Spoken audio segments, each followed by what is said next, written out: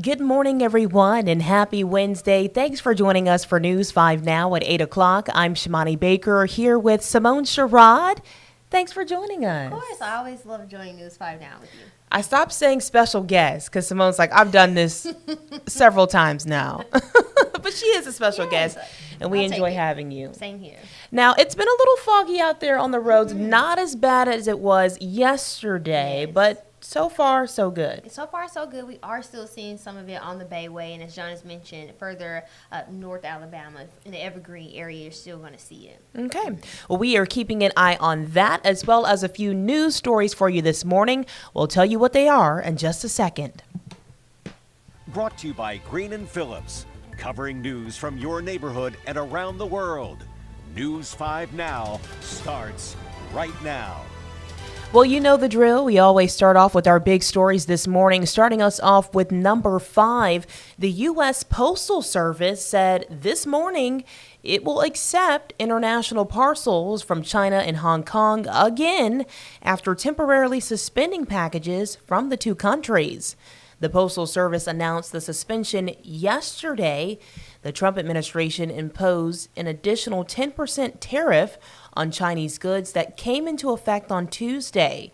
Online stores like Shein and Temu have grown rapidly in the U.S. thanks in part to the de minimis exemption. The two firms together likely accounted for more than 30% of all packages shipped to the United States each day. So again, they are accepting those shipments from China and Hong Kong. There was a very short suspension, less than 24 hours. Yes, but the people were panicking. They were panicking because people are like, I've ordered stuff from Amazon, Shein, Temu, and where's my package going to go? Exactly. So no worries. We're all good to go, y'all. All right, number 4, the Pensacola, police are investigating a single vehicle crash on the Bayou Tahar Bridge that left one person dead. The incident happened around 3 this morning. A vehicle was traveling east when it suddenly crashed and caught on fire. One person was ejected from the vehicle and killed at the scene. Another person was taken to the hospital for life-threatening injuries. Police do not know what caused the crash, but the bridge will be closed until police finish investigating the incident. And I was just looking at it on our most recent cut-in, and the traffic is backing up for a long stretch there on Bayou Boulevard in the Pensacola area. So if you haven't left the house already, think of an alternate route. Yeah, so that bridge is still closed. Yes, it is still closed. Okay. All right, we'll be keeping an eye on that for you all. Number 3 this morning, Destin High School is considering moving to a 4-day school week. The new learning schedule would be Monday through Thursday. School leaders say the change would not reduce overall learning time. Rather, it could provide more flexibility for students and families. A survey of more than 300 responses showed about 85% are in support of the proposal. A condensed school week would allow students to keep up with coursework while also creating more opportunities for jobs and internships. A final decision will be made within the next 2 weeks. What do you think about that, Simone? 4 days. I know the kids are really excited. I know for parents, they're like, well, what am I going to do if my child has to be at home on Fridays and then they work, especially... Well, this is high school, so it will be a little bit different, but, I think it will give some kids an opportunity to go out and explore job opportunities. That's and true. Like you said, take on those internships. So it has its pros and its cons. Right. I guess I'm thinking about the long school day. So what is that going to look like? You know what I mean? How long are they going to have to be in school? I think even now, just recently when I was in high school, that can be a long school day. Yes, it can be long. From 7 a.m. to about 2, it's a long day. It is a long day. So imagine that having to be expanded from let's just say 7 to 4, I think for the kids that are in high school now, it's going to be, a difficult transition. But once you get those fresh 9th graders after a couple of years, they'll get used to it, and so will the parents. That's right. And number 2, Vets Recover, a Mobile-based veterans treatment center, is planning to expand as they near a decade serving vets around southwest Alabama. The group continues to raise awareness for servicemen and women who may be suffering. The founder and CEO, John Kilpatrick, says veterans have an opioid overdose rate and suicide rate twice that of the civilian population, and they're still trying to turn the tide. Kilpatrick says their programs continue to be certified by the Alabama Department of Mental Health.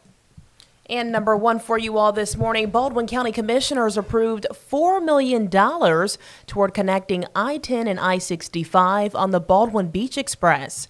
Commissioners also authorized a right-of-way acquisition to construct the 2-mile segment between I-10 and Styx River. Baldwin County engineer Frank Lundy says their goal is to have this phase of construction completed within a year. It's pretty quick. I know. It must be working hard. We are going to move things over to our question of the day, and this morning it is, Alabama's legislative session has begun. What would you like to see lawmakers accomplish? Let's see what they have to say. Let's see what the comments are saying this morning. I've seen a lot of comments say lottery. People are really wanting the lottery to come to Alabama, and medical cannabis. Those are the two most popular responses that I've seen. Okay, it says,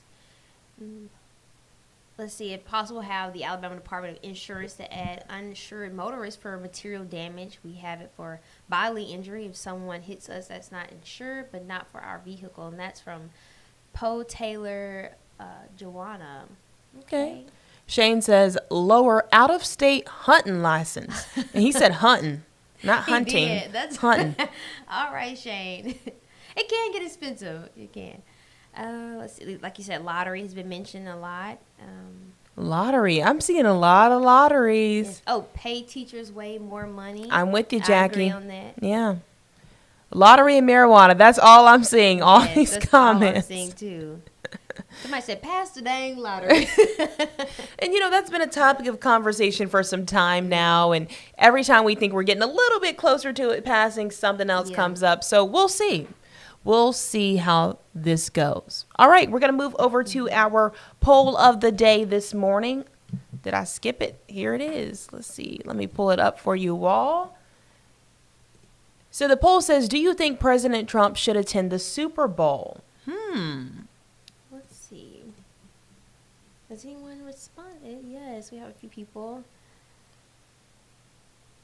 Andy says no, because he would not attend to pay tribute to the sport, but only to feed his ego. Okay. All right. Jana says no, a waste of protection expense. Well, that's true. When the presidents come into town, you have to have a lot of extra precaution. Already in New Orleans, we've talked about the incident that happened, the terrorist attack that happened on New Year's Day. So, security is already going to be heightened, and having the president there, it's going to take a lot more. It is. But if he wants to go, they'll have to make the necessary changes. Yeah, and they will. They will. All right. Well, that may make you feel more safe that the president's going to be there, so even more security. Yeah, security will be heightened. That's exactly Yes. right. That is exactly right. And even here in Mobile, when we talk about the security measures for the Super Bowl, we're seeing security measures here in Mobile for Mardi Gras. Yes. So those same ballers that they've been putting up in New Orleans for years, they are now doing that in Mobile. So we're seeing security measures being ramped up all along the coast when it comes to big events like the Super Bowl and Mardi Gras, etc. I am excited though. I hope if he does go, he'll get to see Kendrick Lamar, which is I know. I'm jealous. I want to see Kendrick and SZA perform, but I know we were talking about what if we stood outside of the Superdome? What could we hear? And Bill was like, you're not going to hear anything. Yes, Simone and I had the idea of maybe going to New Orleans, but not actually going into the game for the Super Bowl, just standing outside to hear Kendrick Lamar and SZA perform. Yes. Probably not going to happen. Not going to happen. They're not going to even let us close enough to be able to hear the performance. Especially that now with the president coming. So it's a wrap. Bill said, you guys might as well just watch it on TV like everybody else. So, we will. Well, we certainly want to thank you all for joining us this morning. Make sure you are following us on our Facebook page at WKRG. You can like, share, comment, subscribe, all of the things. Make sure you're chiming in on our question and poll of the day. And then we'll share some of your responses right here on News 5 Now. Well, Simone and I, as well as Bill and Grant, will be on for the 9 o'clock show. Devin Walsh is still out. Make sure you're tuned in and you'll get your news, traffic, and weather updates. Yes, we'll see you then. Thank y'all for joining us. Have a great day. covering news from your neighborhood and around the world.